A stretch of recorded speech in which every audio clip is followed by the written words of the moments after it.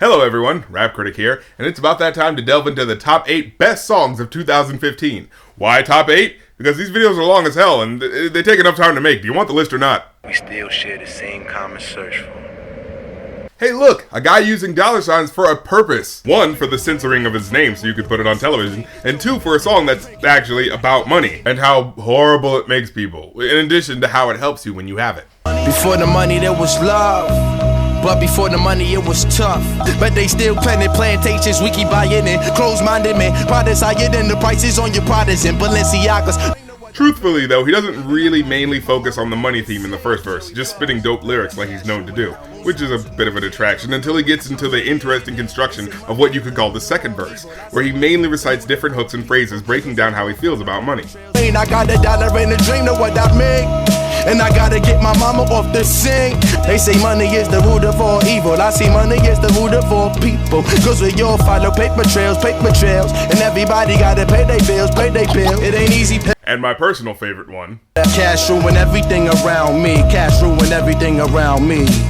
With another masterful beat by the blessed hands of DJ Premier, this song knocks hard and with a dark, somber tone. It may not replace the Wu-Tang classic anytime soon, but it's still tight on its own.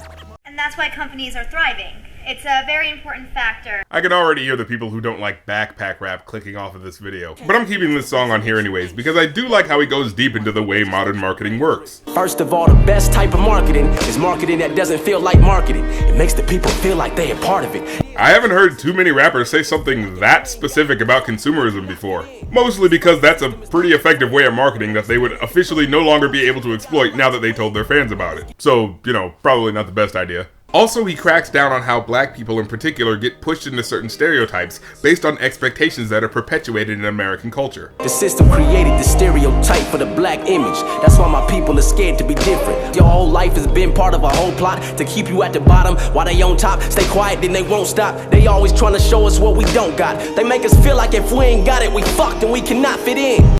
I think Hopsin drops a lot of jewels on this joint, but unfortunately, most people won't hear it, mainly because they tuned out right about here. Did the man who invented college go to college? Okay then. That is the line that apparently doomed this song into not being taken seriously. So many people were quick to laugh at him and turn off the rest of the meaning of the song automatically because of this lyric. But I'm gonna defend him on this because that lyric was preceded by this. I was taught that education is the only way to make it. Then how'd I get so much money inside my savings? My teachers never saw the heights that I was fucking aiming. And although, yes, no one man invented college, the truth is these colleges didn't spring out of the ether. People did have to come together to create the institutions that we now know as Yale and Oxford and Notre Dame and the like. And those people didn't build their way to these heights of respect through any predetermined academic guidelines because it didn't exist beforehand. It came from them having a passion for something and wanting to learn and discover and find ways to make their lives better. And whereas I do understand that you could take this phrase as being anti-intellectual, I think that's a bit of a short-sighted interpretation. And the bigger picture he's painting is that, despite colleges indeed being great places for the retention of higher learning and intelligence, it isn't the only place where knowledge and success in life can be achieved, in the same way that books aren't the only way to obtain knowledge about a particular aspect of life. To his detractors' credit though, he can be a bit of a dick while addressing his listeners. It's way too intricate for you to ever realize that you fucking simpleton. You probably shouldn't flat out disrespect the people you're trying to enlighten. Coincidentally, that is a lesson you could learn from a good teacher. I really hate to break it to you, but your life's being played with. You have not witnessed the world cause you're stuck in the matrix. Oh yeah, also there's that creepy auto-tune on this song, giving it a weird cult leader vibe. Now, I still stand by the song being good based on the message and the wordplay that he uses in it, but yeah, there's a reason why it's low on this list.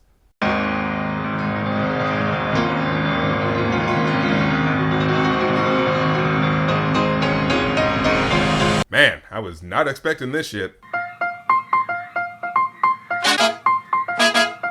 After taking like 2 years off from making music in this internet age of make songs every other day or become irrelevant, Macklemore and Ryan Lewis came back in a big way. And in doing so, he hit us out of left field with this strange collaboration that felt foreign but yet and still right at home with the eccentricity we've known Macklemore and Ryan Lewis for. At least for me, anyway.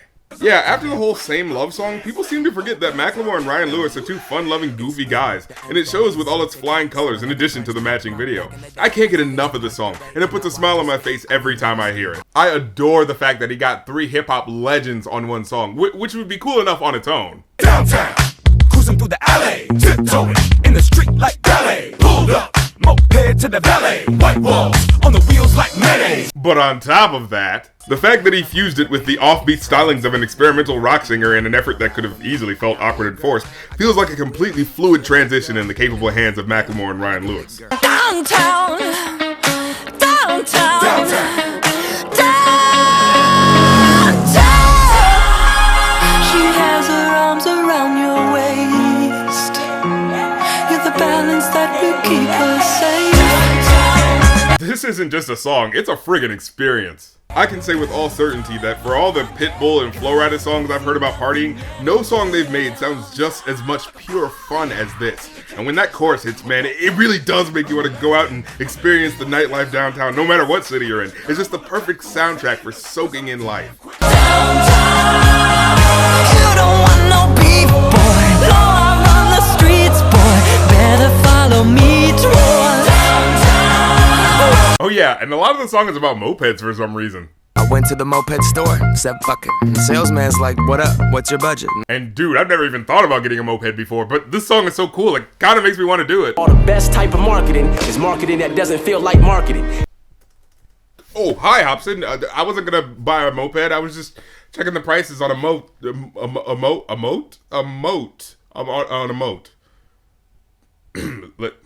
Let's keep moving. Mic check 1, 2. Not too much to say about this next song. I just wanted to remind you of how awesome Ludacris is. What path is he on? Opponents I laugh and be gone. They handing in the towels like they work at Bed Bath & Beyond. Oh! And I sleep with the John Dillinger and always keep an eye half open like Forrest Whitaker. Oh! I leave rappers confused like Will.I.am Barber. Oh! Gangs in my hood make you reverse and change your color like the blocks playing Uno. Oh!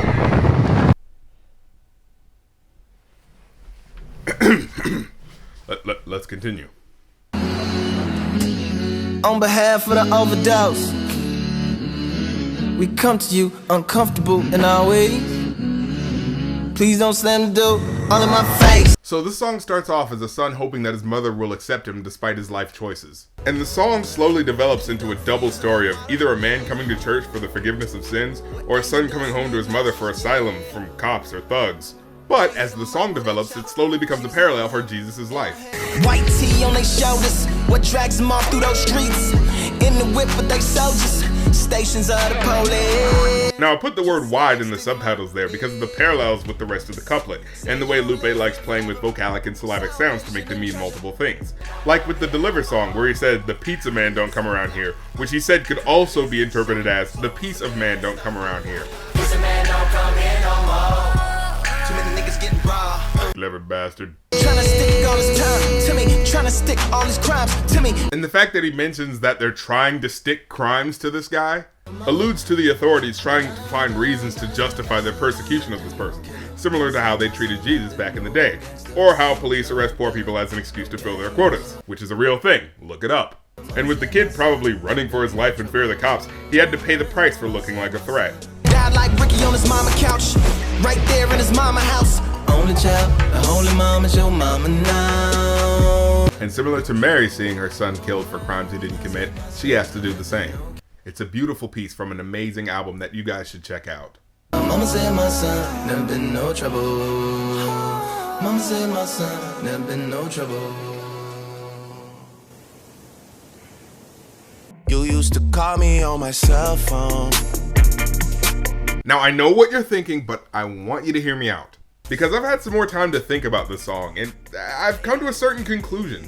Hotline Bling is a watershed moment. It's a marker in mainstream hip-hop worthy of being notable for its effect as a song.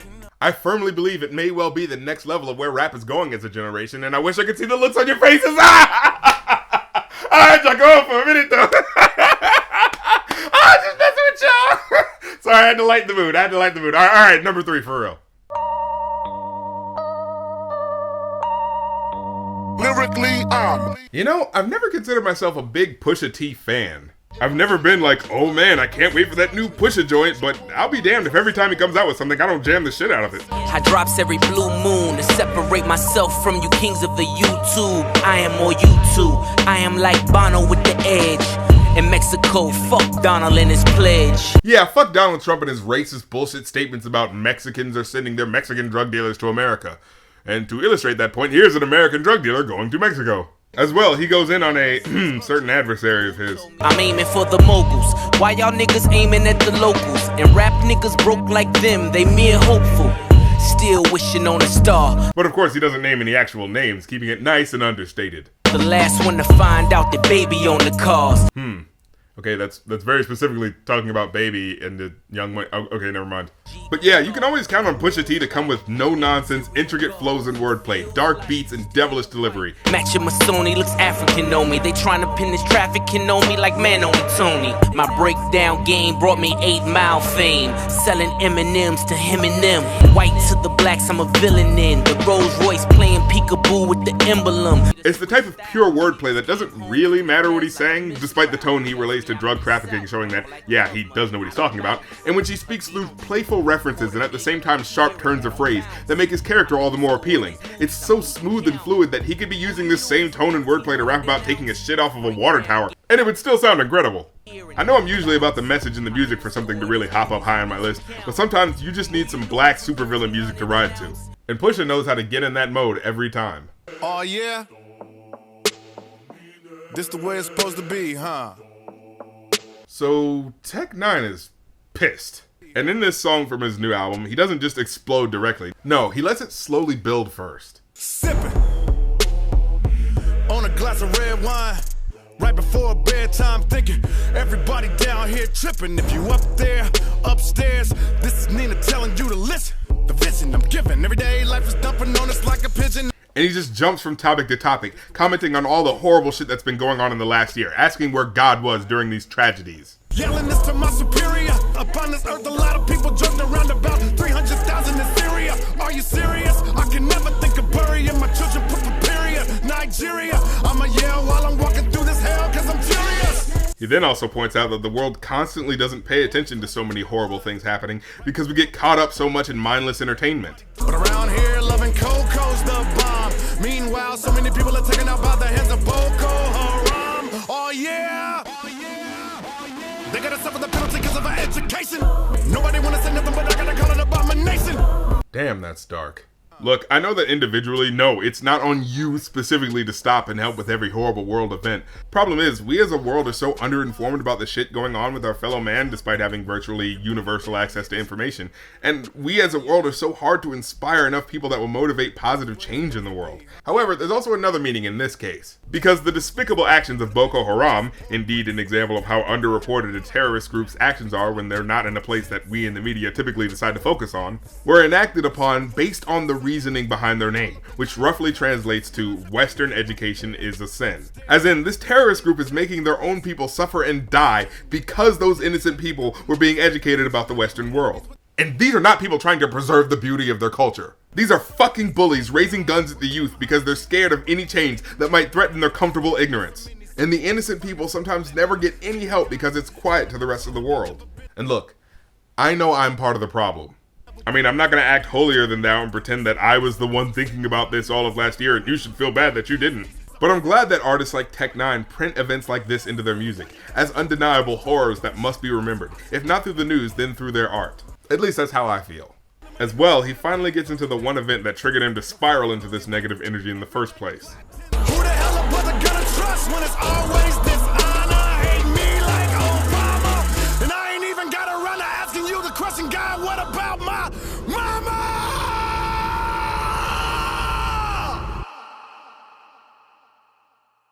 So, anyone that has ever listened to Tech Nine's music knows that he loves his mother dearly. And for all her life, she's been going through a crippling, debilitating disease, but through it all, she's been stout in her belief in God, a religious affiliation that has always had Tech Nine struggling between faith and blasphemy. Unfortunately, before getting to record his next album, his mother died. And whereas we've come to an age in hip-hop where rap music's emotional expression has become downplayed, Tech's delivery may come off as corny to some, but I think the bombastic delivery of his emotion is no less of operatic, and that the stressed hysterics are meant to provide a cathartic release for the listener, as well as the artist. And as it stands, this is one of the most powerful introductions to an artist's new music, and I think you should check it out.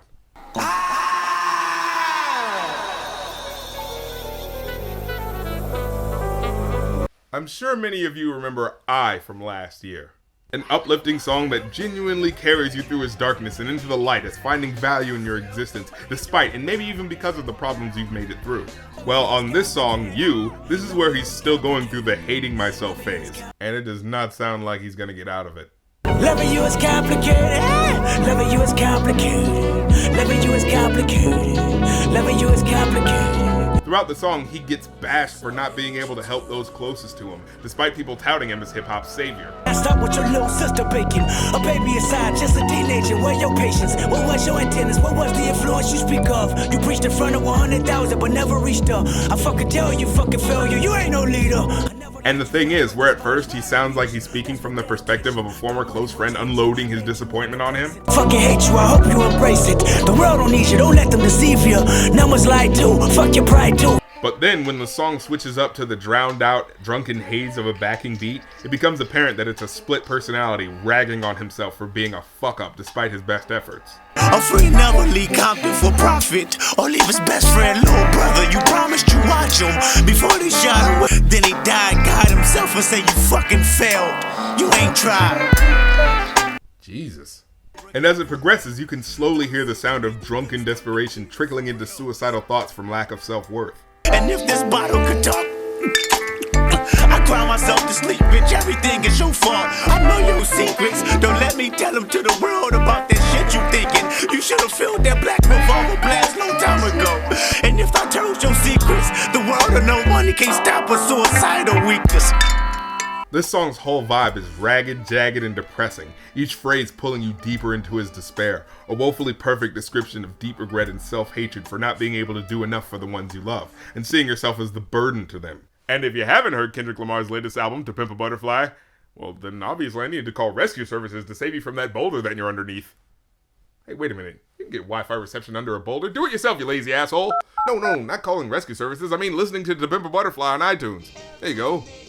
Stupid, silly son of a bitch.